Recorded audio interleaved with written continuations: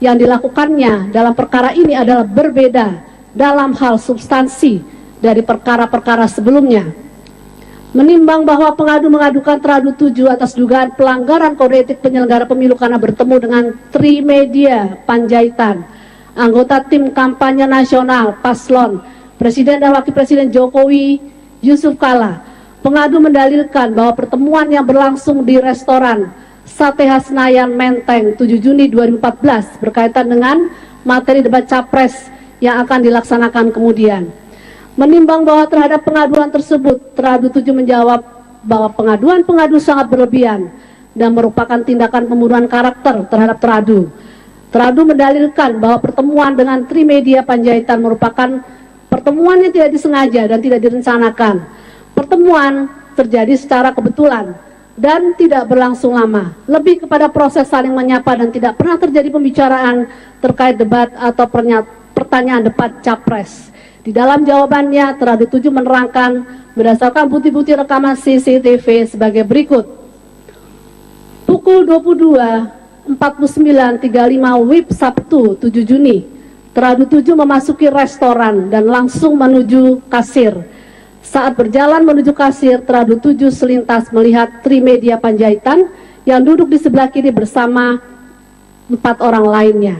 Pada saat itu teradu 7 pura-pura tidak melihat Trimedia dan terus berjalan ke bagian kasir. Setelah memesan makanan, teradu 7 langsung duduk di kursi persis di depan kasir. Pukul 22.54.47, seseorang yang teradu 7 kenal, Arief Puyono, calon legislatif dari Partai Gerindra, datang dan langsung duduk di sebelah teradu 7. Arief Puyono bercerita panjang lebar tentang keikutsertaannya dalam pemilu di Kalbar. Selanjutnya jam 23.12.49 Arief Puyono pamit kembali ke mejanya.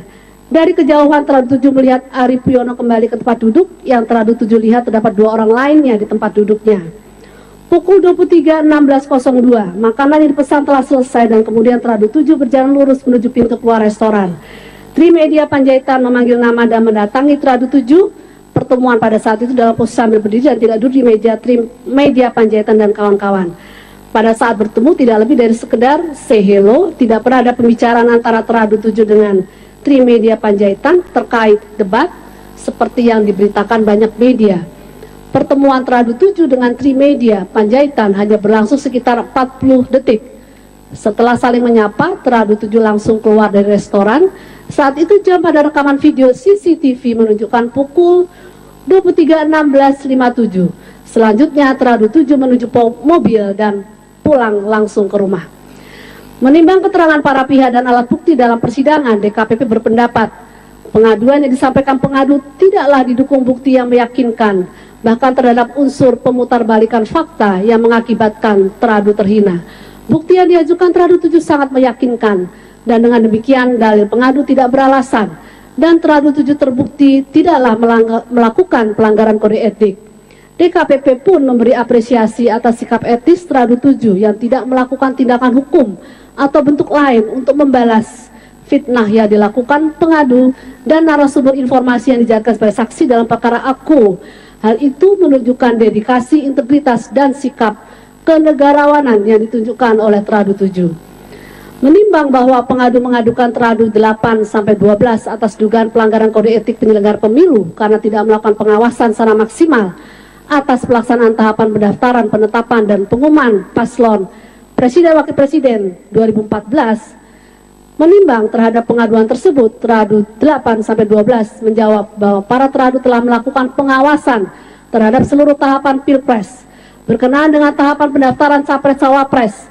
Bawaslu menemukan fakta terdapat surat Gubernur DKI Jakarta nomor 413 dan seterusnya 8 Mei 2014 perihal permohonan izin untuk dicalonkan oleh parpol dan gabungan parpol sebagai calon presiden yang ditunjukkan pada Presiden RI sebagaimana diatur dalam Undang-Undang nomor 42 2008 yang ditembuskan pada Menteri Dalam Negeri dan Menteri Sekretaris Kabinet sebagaimana diatur dalam pasal 10 ayat 2 Peraturan Menteri Dalam Negeri nomor 13 2009 yang mengharuskan kepala daerah untuk menembuskan pada Mendagri. Para teradu selaku ketua dan anggota Bawaslu RI telah menemukan fakta tanggal 14 Mei 2014 Presiden RI telah memberikan izin kepada Joko Widodo sebagai Capres RI yang dicalonkan oleh parpol dan gabungan parpol dengan surat Presiden nomor R27 dan seterusnya. Oleh karena persyaratan pencalonan maupun syarat calon sah terhadap 6 Yuri Ardiantoro selaku anggota KPU RI. Merehabilitasi nama baik terhadap 8 atas nama Muhammad, terhadap 9 Endang Widatining Tias, terhadap 10 Nelson Simanjuntak, terhadap 11 Nasrullah, terhadap 12 Daniel Sukhron selaku ketua dan anggota Bawaslu RI, memerintahkan kepada Bawaslu RI untuk mengawasi pelaksanaan putusan ini. Demikian keputusan telah dibacakan.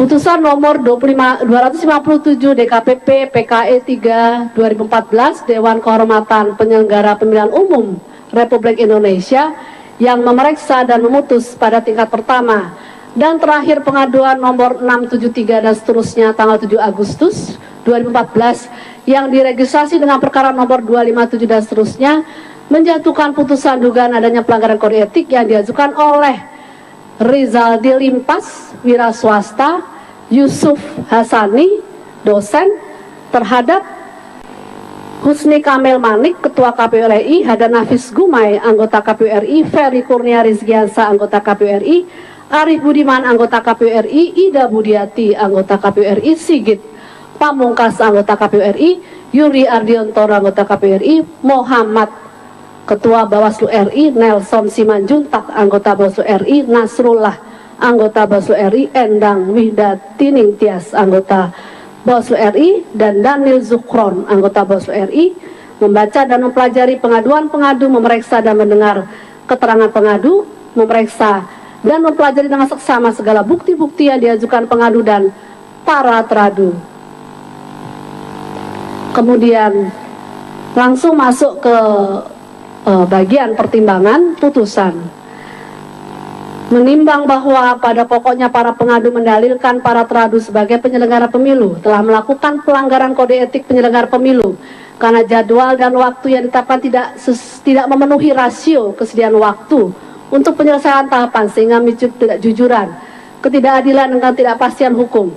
KPU tidak menyediakan waktu untuk menyelesaikan sanggahan komplain sikap protes bagi pihak yang dirugikan.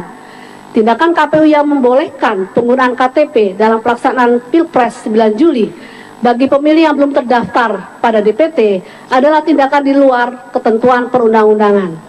Bawaslu ketika menghadiri rapat pleno penetapan hasil Pilpres bersikap diam dan tidak menjalankan fungsinya sesuai tugas yang diamanatkan oleh undang-undang. Bawaslu telah merekomendasikan temuan pelanggaran pemilu yang harus diselesaikan oleh KPU, tapi faktanya ketika sidang pleno penetapan hasil Pilpres, Bawaslu bersikap menerima dan seolah-olah membenarkan tindakan KPU untuk mengabaikan temuan-temuan pelanggaran pemilu yang harus diproses berdasarkan ketentuan perundang-undangan. Menimbang pengaduan tersebut, para teradu ketua dan anggota KPU RI menjawab secara substansi.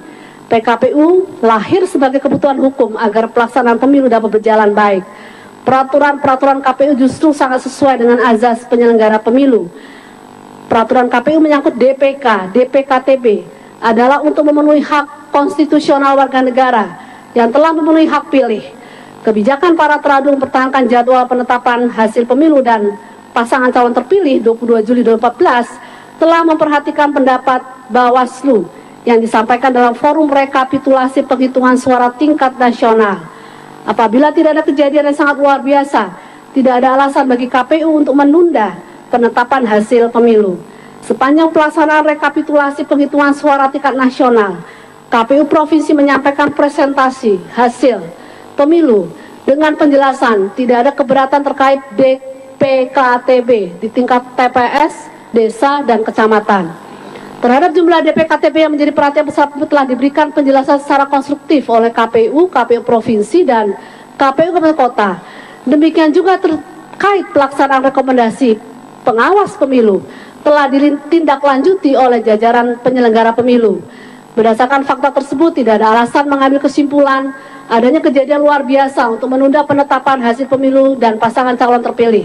Lebih dari itu, sampai dengan akhir rapat rekapitulasi penghitungan suara, tidak ada temuan dan pendapat dari Bawaslu untuk memberikan rekomendasi penundaan penetapan hasil pemilu dan pasangan calon terpilih. Bawaslu bahkan memberi apresiasi pada KPU dan seluruh rekomendasi telah dilaksanakan. Selain itu, keluarnya peraturan KPU beserta prakteknya menyangkut DPK dan DPKTB di seluruh Indonesia juga tidak dapat dikualifikasi sebagai pelanggaran yang bersifat masif dan terstruktur, sebab peraturan itu adalah untuk menjawab potensi persoalan yang sudah dapat diprediksi dan dipetakan sebelumnya. Absennya pengaturan atas potensi masalah menyangkut penggunaan hak pilih justru akan memicu konflik. Memperhatikan fakta tersebut, kebijakan KPU tentang pelayanan pada pemilih dalam penyelenggaraan Pilpres telah sesuai norma etik sebagaimana dimaksud dalam ketentuan pasal 7, pasal 15 huruf A, Peraturan Bersama KPU Bawaslu dan DKPP nomor 13 tahun 2012, nomor 11 tahun 2012, dan nomor 1 2012 tentang kode etik penyelenggara pemilu. Para teradu ketua dan anggota Bawaslu telah menjalankan hak dan kewajiban pada saat proses rekapitulasi sesuai dengan peraturan perundang-undangan, seperti memberikan pendapat ketika dimintai oleh KPU atau menyampaikan ketika masih terdapat rekomendasi Bawaslu yang belum dijalankan. Bawaslu dalam proses rekapitulasi selalu mengambil langkah korektif apabila masih terdapat kesalahan yang dilakukan KPU. Akan tetapi, apabila yang dilakukan oleh KPU sudah benar dan sesuai dengan peraturan perundang-undangan, Bawaslu harus menerima hal tersebut sebagai sebuah kebenaran yang wajib diapresiasi. Menimbang keterangan para pihak, bukti dan dokumen yang disampaikan dalam sidang pemeriksaan, DKPP berpendapat bahwa para teradu telah melaksanakan tugas dan tanggung jawabnya sesuai ketentuan peraturan perundang-undangan. Para teradu, baik Ketua KPU RI, anggota KPU RI maupun Ketua dan anggota Bawaslu RI sudah melaksanakan tugas dan tanggung jawabnya sebagaimana mestinya.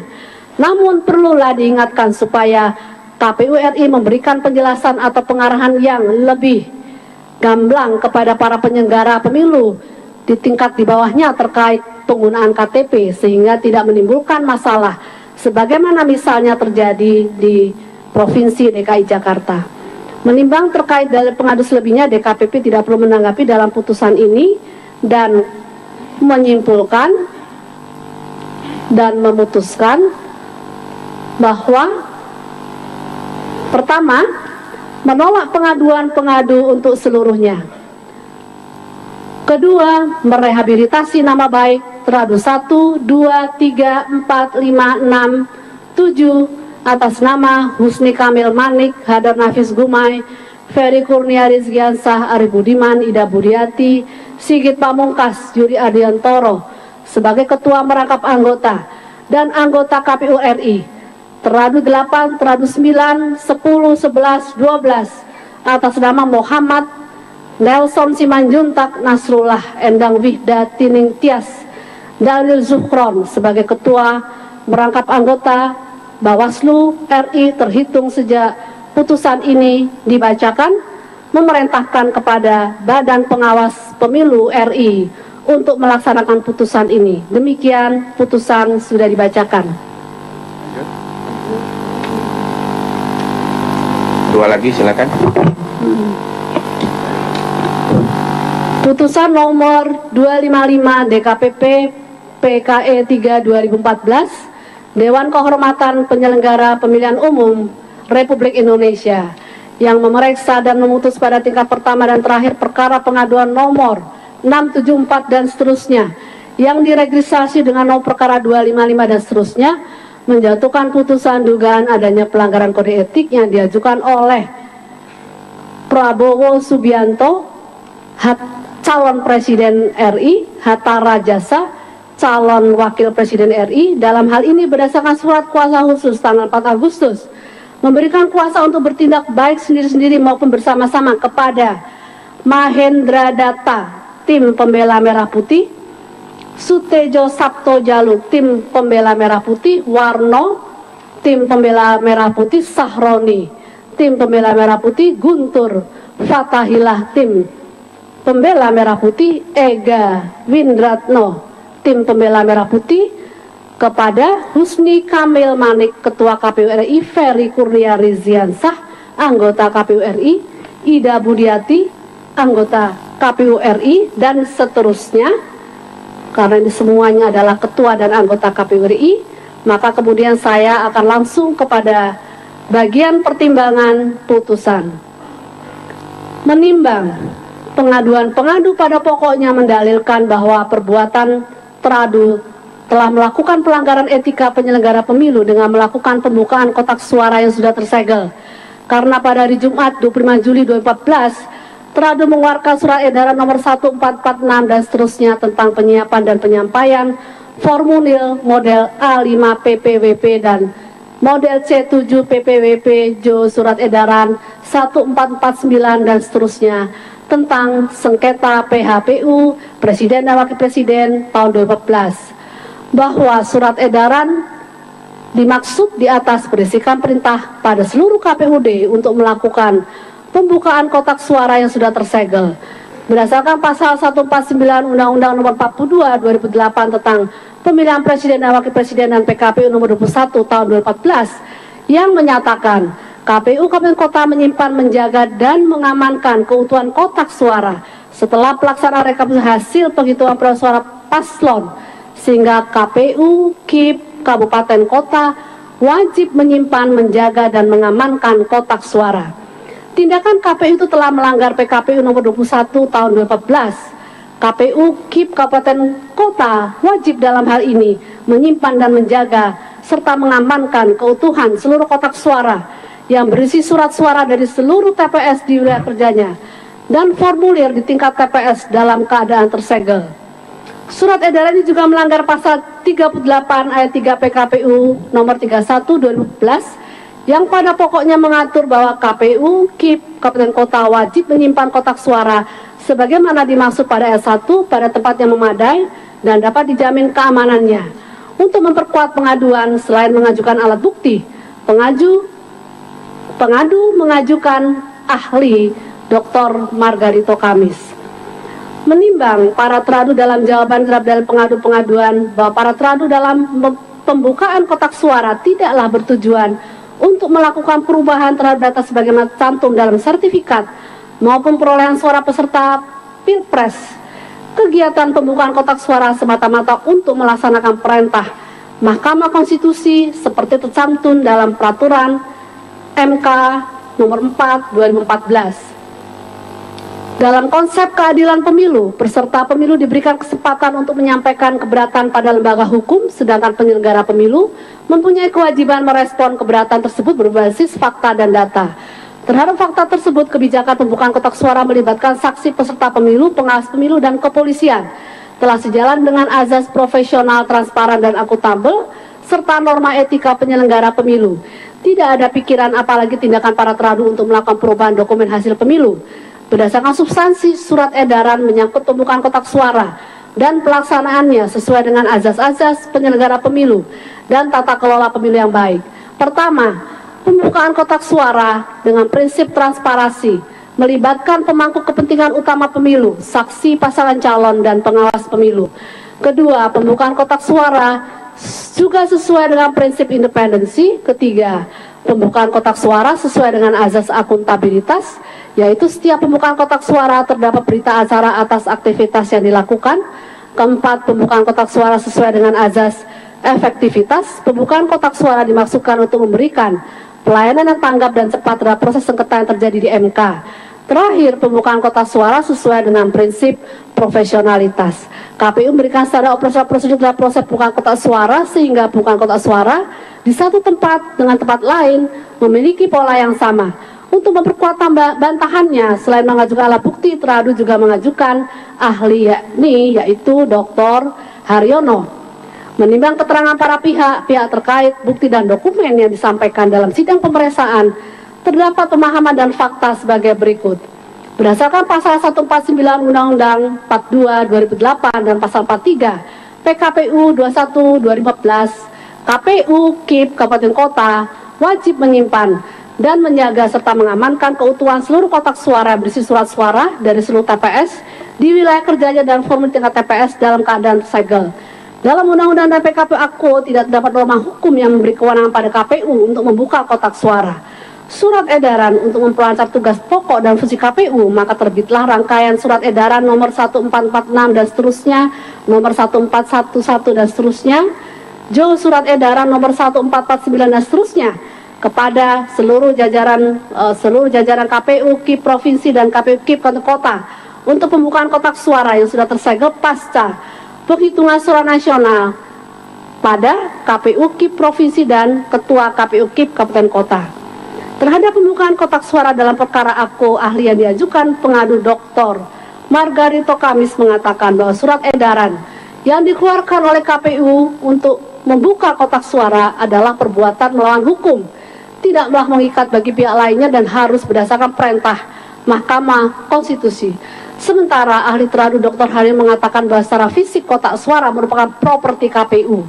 KPU memiliki hak untuk membuka kotak suara tanpa meminta pendapat dari Mahkamah Konstitusi. Berdasarkan presumption of legality, seharusnya menempatkan tindakan KPU sebagai sesuatu yang dianggap legal, dan karena itu tindakan penguatan suara bukan merupakan satu pelanggaran. Terhadap pendapat para ahli tersebut, DKP berpendapat bahwa meskipun KPU merupakan penguasa kotak suara secara fisik, namun data, dokumen, dan informasi di dalam kotak suara bukanlah milik KPU, tetapi milik publik sebagai mahkota atau nyawanya pemilu. Kepentingan pemilih sebagai pihak yang memberikan suara dan peserta pemilu merupakan satu nilai dan prinsip yang harus terjaga di dalam kotak suara. Pembukaan kotak suara baru dapat dilakukan berdasarkan perintah undang-undang, yakni pada tahapan rekapitulasi dalam rapat pleno terbuka yang dihadiri pihak pengawas, peserta pemilu dan saksi. Kotak suara sebagai tempat penyimpanan surat suara dan dokumen-dokumen terkait seluruh proses dan hasil pemungutan dan suara merupakan dasar dan sumber informasi yang pertama dan primer dalam pemilu. Apabila dikaitkan dengan KPU untuk mempersiapkan diri menghadapi sengketa PKPU, maka pembukaan kotak suara tersebut haruslah berdasarkan kebutuhan, permintaan, atau perintah dari Mahkamah Konstitusi, atau apabila ada perintah pengadilan untuk kasus-kasus yang berkaitan dengan proses justisia. Surat edaran nomor 1446 pada butir 3 menyatakan, apabila Mahkamah Konstitusi berpendapat permohonan pemohon belum memenuhi syarat formil, pemohon diberikan kesempatan memperbaiki permohonan dalam tengah waktu 1 kali 24 jam. Selanjutnya, MK akan menyampaikan pemberitahuan pada KPU RI sebagai termohon pada tanggal 27 Juli 2014 dan pada butir 7, apabila dalam proses pemohon menyebutkan secara jelas objek sengketa pada tingkat TPS, KPU Provinsi KIP Aceh dan KPU KIP Kabupaten Kota menyiapkan alat bukti berupa formulir C1 plano, C1 folio berhologram, dan salinan C1 folio serta dokumen pendukung lainnya untuk DPT, DPTB, DPKTB, dan daftar hadir pemilih. Proses penyiapan dokumen tersebut dari kotak suara dilakukan dengan menghadirkan pengawas pemilu, saksi peserta pemilu, dan pihak kepolisian, serta menyusun berita acara pembukaan kotak suara dan pengambilan dokumen. Pelibatan pihak pengawas, saksi peserta pemilu, dan pihak kepolisian menurut KPU meskipun secara prosedur formal belum sepenuhnya terpenuhi, tetapi secara substansial para teradu telah menjalankan proses jujur dan adil. Para teradu tidak bermaksud menguasai secara sepihak data dan informasi di dalam kotak suara, dan para pihak, terutama saksi peserta pemilu, dapat menggunakan pembukaan kotak suara tersebut untuk melihat dan mencatat segala hal terkait dengan isi kotak suara. Berdasarkan pemahaman dan fakta tersebut, DKP berpendapat dalil dari pengaduan dapat diterima, dan karena itu para teradu dapat dikategorikan melanggar azas kepastian hukum. Pasal 11 Peraturan Bersama KPU, Bawaslu, dan DKPP nomor 13 tahun 2012, nomor 11 tahun 2012, dan nomor 1 2012 tentang kode etik penyelenggara pemilu. Pelanggaran terhadap azas tersebut akan mengakibatkan sanksi yang berat. Namun demikian, motivasi yang baik berupa pelibatan seluruh pihak di dalam surat edaran tersebut merupakan fakta yang sangat meringankan para teradu. Lagi pula, dari segala bukti yang diajukan, tidak dapat diambil kesimpulan bahwa kesalahan terjadi secara masif dan terorganisasi dengan motif untuk menguntungkan atau merugikan salah satu pihak pasangan calon secara diskriminatif. Oleh karena itu, tindakan etis yang layak dan patut dijatuhkan adalah yang bersifat membina, bukan pemberhentian. Di samping itu, terhadap seluruh proses dan upaya-upaya yang dilakukan para teradu dalam penyelenggaraan Pilpres, DKPP berpendapat bahwa Tradu telah bekerja secara maksimal dan menunjukkan dedikasi yang tinggi sehingga Pilpres dapat berlangsung dengan lancar, baik, dan damai. Berkaitan dengan pembukaan kotak suara agar terdapat kepastian hukum bagi jajaran penyelenggara pemilu, maka DKPP berpendapat KPU ke depan perlu membuat peraturan yang dapat dipedomani oleh semua jajaran penyelenggara pemilihan umum pada semua tingkatannya. Menimbang terkait dalil pengadu selebihnya, DKPP tidak perlu menanggapi dalam putusan ini, dan DKPP mengambil kesimpulan bahwa Tradu 1, 2, 3, 4, 5, 6, dan Tradu 7 terbukti melakukan pelanggaran kode etik dalam kedudukan dan jabatannya sekarang. Bahwa Dewan Kehormatan Penyelenggara Pemilu harus memberikan sanksi sesuai tingkat kesalahan Tradu dan memutuskan menerima pengaduan pengadu untuk sebagian menjatuhkan sanksi berupa peringatan pada Tradu 1, 2, 3, 4, 5, 6, dan 7 atas nama Husni Kamil Manik, Ferry Kurnia Rizkiansah, Ida Budiati, Arif Budiman, Hadar Nafis Gumai, Sigit Pamungkas, dan Yuri Ardiantoro sejak dibacakannya putusan ini. Demikian keputusan telah dibacakan. Terakhir. Putusan nomor 260 DKPP PKE 3 2014 Dewan Kehormatan Penyelenggara Pemilihan Umum Republik Indonesia yang memeriksa dan memutus pada tingkat pertama dan terakhir perkara pengaduan nomor 677 dan seterusnya yang diregistrasi dengan nomor registrasi 260 dan seterusnya, menjatuhkan putusan dugaan adanya pelanggaran kode etik yang diajukan oleh pengadu Mahendra Data, tim pembela Merah Putih, Suteja Sabto Jalu, tim pembela Merah Putih, dan seterusnya, seluruhnya dari tim pembela Merah Putih selaku kuasa hukum dari Prabowo Subianto dan Hatta Rajasa, calon presiden dan calon Wakil Presiden Republik Indonesia terhadap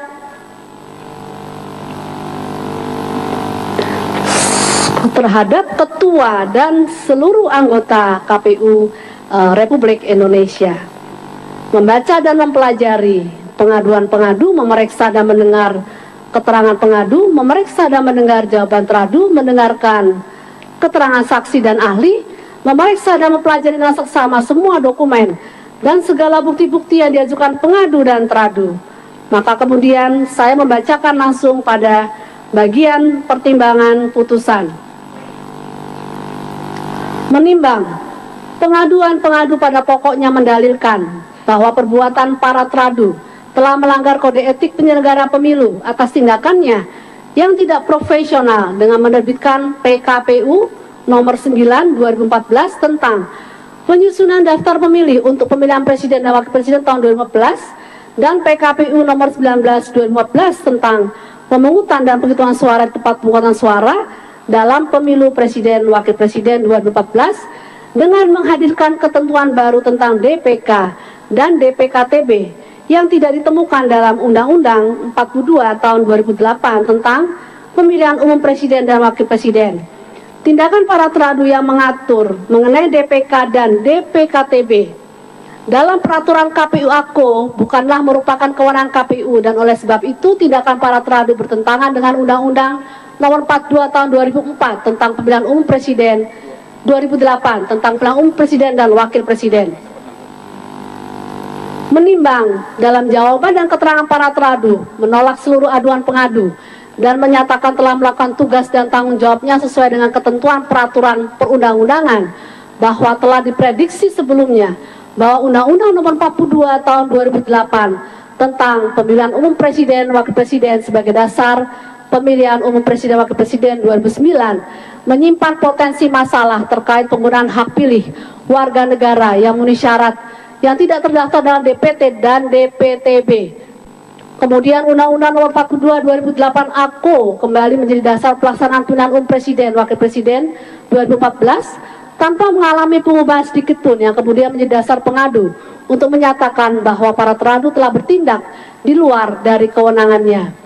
Mendasarkan penggunaan hak pilih hanya pada DPT dan DPTB sebagaimana diatur dalam Undang-Undang Nomor 42 2008. Di tengah administrasi kependudukan yang belum terkonsolidasi dengan baik, dapat dipastikan akan menimbulkan masalah dalam pemenuhan hak konstitusional warga negara untuk memilih.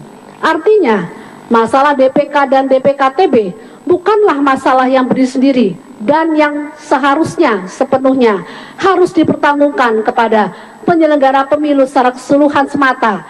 Tapi hal tersebut merupakan jawaban dari lemahnya sistem administrasi kependudukan yang menjadi tanggung jawab dari pemerintah.